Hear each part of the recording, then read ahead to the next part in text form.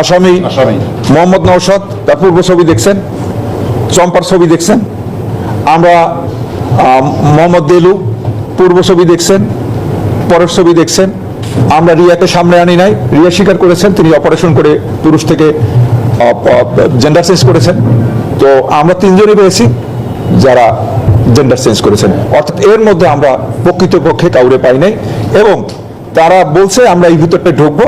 আমাদের দেশে ওই যে সার্জিক্যাল যে ট্রিটমেন্ট কথা বললাম, এইটার নাকি পূর্ণাঙ্গ ট্রিটমেন্ট হয় না, এখানে একটু আংশিক হয়। আংশিক হয়, পূর্ণাঙ্গ ট্রিটমেন্ট অর্থাৎ আরো অনেক বৈশিষ্ট্য নিয়ে এটা নাকি ভারতে হয়। এদের অনেকটা যোগাযোগ আছে, কিন্তু আমরা এই লাইনটা ওপেন করবো। এই তৃতীয় লিঙ্গের সর্দার মোহাম্মদ দেলু, তৃতীয় লিঙ্গ, বয়স 48। তিনি যেটি স্বীকার করেছেন যে হ্যাঁ তিনি নিয়ে গেছেন 5 জনকে জেন্ডার চেঞ্জ করেছেন এবং তিনি এই কাজই করেন। তিনি আরো স্বীকার করেছেন যে আসলে তিনি নিজে আসলে পুরুষ, তিনি জেন্ডার চেঞ্জ করেন নাই, তিনি পুরুষ মেয়ে হিসেবেই থাকেন এবং তার পরিবারের সাথে পিছন দরজা থেকে যোগাযোগ আছে, তার নাতি নাতনি আছে এবং তিনি যে মেয়ে সেটি প্রমাণ করার জন্য তিনি আরেকজন পুরুষকে তিনি বিয়ে করেছেন এফিডেভিট করে। এখানে আরেকটু কথা আছে, সেই কথাগুলো বলতে গিয়ে আমি তৃতীয় লিঙ্গের যারা সম্প্রদায়ের লোক তাদের প্রতি সম্পূর্ণ শ্রদ্ধা জানিয়ে আমি আরো কিছু কথা আপনাদের বলতে চাই। সে বলেছে যে 12 বছর আগে তিনি যখন জামতলী গ্রামে তার পৈতৃক বাড়িতে থাকতেন, তার ছেলের বয়স যখন 11 মাস, তখন তার স্ত্রী ডায়রিয়া মারা যান। তিনি কিছুটা হতাশাগ্রস্ত হয়ে পড়েন। এই সময় জামালপুরের যারা তৃতীয় লিঙ্গের আছেন তার দল দিলু নামে উনি পরিচিত, সেই দলের নেত্রী বা নেতা সেই দেলু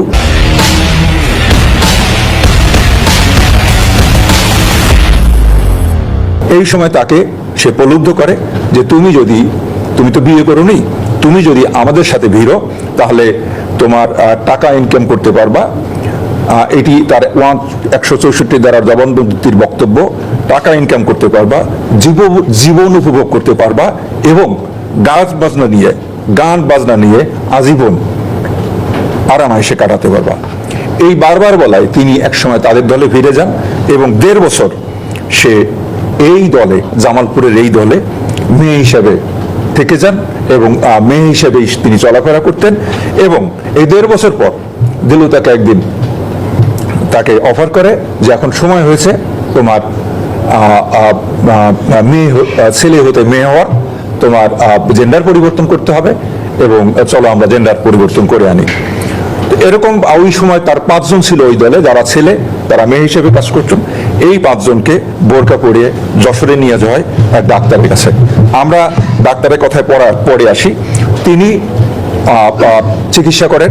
চিকিৎসাটি করেন হলো 2টি আলাদা, সার্জিক্যাল ট্রিটমেন্ট এবং হরমোনাল ট্রিটমেন্ট দেওয়ার পরে তাদের মধ্যে আমাদের এই মামলার আসামি সহ তাদের মধ্যে যে পুরুষের যে বৈশিষ্ট্য ছিল শরীরে, এইটি আস্তে আস্তে অবদমিত হয়ে যায়, অবলুপ্ত হয়ে যায় এবং সেখানে শারীরিক এবং মানসিকভাবে একটি মেয়ের বৈশিষ্ট্য তার শরীরে ফুটে ওঠে এবং তিনি শরীরে এবং মনে মেয়ে হিসেবেই চলাফেরা করতে থাকেন এবং তার পূর্ব নাম ছিল মোহাম্মদ নওশাদ। সুতরাং আমরা তাকে পরে এবারে নামকরণ করেছি মোহাম্মদ নওশাদ ওরফে চম্পা ওরফে স্বপ্না। তার পূর্ব ছবি দেখেন এবং পরবর্তী ছবি দেখছেন যে তার সে পূর্ণ একটি নারীতে পরিণত হয়েছে। আমরা আশুলিয়ার বাইপালের এনায়েতপুরের একটি সবজি খেতে একটি বস্তাবন্দি অর্ধগলিত লাশ পাওয়া যায়। ধারণা করা হয় এটি 5-6 দিনের পুরনো লাশ। লাশটি শনাক্ত হয় না প্রাথমিকভাবে। এই কারণে পিবিআই তার ছায়া তদন্তের অংশ হিসাবে ওই সবজি ক্ষেতের আশেপাশে যাদের বাড়ি বা যারা বসবাস করেন বা যারা ভাড়া থাকেন তাদের একটি তালিকা তৈরি করেন। ঘটনার দিন, মানে ঘটনার যেদিন বস্তাবন্দি লাশটি বিকালবেলা উদ্ধার হলো, সেই দিন সন্ধ্যায় সে তার বাবার মৃত্যুর খবর পেয়ে সে হঠাৎ করে সে গ্রামে চলে গেছে। ইনি একজন তৃতীয় লিঙ্গের মানুষ এবং তিনি বলে গেছেন যে তার বাবা হঠাৎ করে মারা গেছেন এবং তিনি এই কারণে চলে যাচ্ছেন। তদন্তকারী দল তখন ওই এলাকার মেম্বার মহোদয়ের সাথে কথা বলেন এবং তার বাড়ি হলো জামালপুরের। মেম্বার সাহেব বলেন যে হ্যাঁ সে আসছিলেন, চলে গেছেন, তবে সে 2টি তথ্য দেয়। যে তিনি একসময় পুরুষ ছিলেন এবং তার বাবা 6 বছর আগে মারা গেছে, এখন মারা যায় নাই। পিবিআই দলের একটু কৌতূহল হয়, তারা তার ভাড়া বাসা তল্লাশি করে। তল্লাশির মধ্যে তার ভিতরে একটি ড্রয়ারে একটি মোবাইল ফোন পাওয়া যায়। এই মোবাইল ফোনটি কার? বিভিন্ন ব্যক্তি কল করে জানা গেল, একজন দাবি করছেন বরগুনা জেলার, বলছেন যে তিনি শাহ আলম হাওলাদার। এই ফোনটি ব্যবহার করে তার ছেলে, ওনার নাম হলো রাকিব হাসান শাওন হাওলাদার, রাকিব হাসান ওরফে শাওন হাওলাদার। তো তিনি মনে করতেছেন 3-4 দিন ধরে তার ছেলের মোবাইলটি বদলো। তাকে আসতে বলা হয়, তিনি এসে পচা লাশ দেখে, কিছুটা ছবি দেখে, কারণ তখনখানে লাশ করা হয়ে গেছে, এটা তো বেশ কিছুদিন পর, তিনি মোটামুটি শনাক্ত করেন তার ছেলে হতে পারে। পরবর্তীতে ডিএনএ টেস্ট করা হয়, ডিএনএ টেস্টে মিলে যায় এবং প্রমাণিত হয় সেই মোহাম্মদ রাকিব হাসান শাওন, বয়স 37, অবিবাহিত, ভাইজোড়া, বামনা, বরগুনা গ্রামের। 2.5 বছর পর এই মাসের শুরুর থেকে এই চম্পার একটি পদধ্বনি পাওয়া যায়, সে নর্থ বেঙ্গলে আছে এবং সেই সূত্র ধরে তাকে খুঁজে পাওয়া যায় যে সে গাইবান্ধায় আছে। গাইবান্ধায় একটি জায়গায় সে যাবে, আমরা সেই সময় বন্যা চলছিল, আমরা এই কারণে যেতে পারি নাই।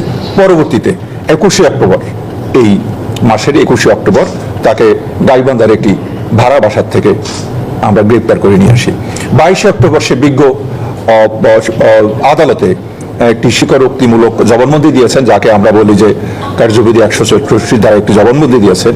সেই জবানবন্দিতে সে বলেছেন যে 4 বছর আগে বা 5 বছর আগে রাকিব হাসানের সাথে কোথাও দেখা হয়েছিল, সে বলতে পারেন নাই সে কোন জায়গায় দেখা হয়েছিল।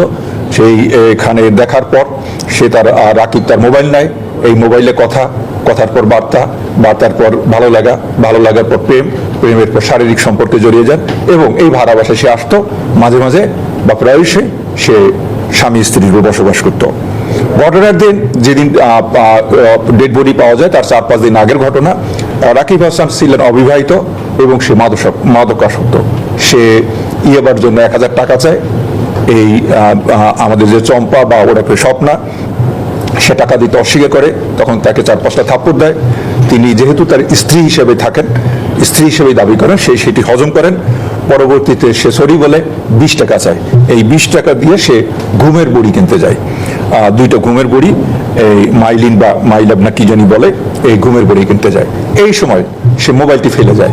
এই মোবাইল ফেলে যাওয়ার সময় আর একজন লোক টেলিফোন করে, এই মোবাইলটি আমাদের এই স্বপ্না ধরে দেখেন যে এইটি তারই দলের আর একজন রিফা, একজন তৃতীয় লিঙ্গের ভদ্রমহিলা। তিনি তার কথাবার্তা সে বুঝতে পারেন যে আমাদের ভিকটিম রাকিব হাসান শাওনের সাথে তার শারীরিক সম্পর্ক আছে, প্রেমের সম্পর্ক আছে। যখন ফিরে আসে দুইজনের ঝগড়াঝাটি হয়, মারামারি হয়। এক পর্যায়ে চম্পা বা ওরফে আমাদের স্বপ্না, সে তার গামছা দিয়ে ওর গলা পেঁচিয়ে তাকে খুন করে পাশের রুমে রেখে দেয় এবং 4-5 দিন সে এই ডেড বডি ওখানে ছিল। আস্তে আস্তে দুর্গন্ধ যখন শুরু হয় তখন তার মনে হয়েছে যে এখন ডিসপোজ অফ করতে হবে। সে তখন তার এক কলিগের কাছ থেকে, তার নাম রুম্পা বা রুমি, তিনিও একজন তৃতীয় লিঙ্গের, তার কাছ থেকে একটি পাটের বস্তা আনেন সবজি কেনার কথা বলে, এনে ওই ডেড বডি ওই বস্তার মধ্যে ঢুকান এবং অপেক্ষা করতে থাকেন কখন কারেন্ট যাবে। রাত 8টার সময় কারেন্ট গেলে সে পিছনে গিয়ে একটি সবজি খেতে রেখে আসেন।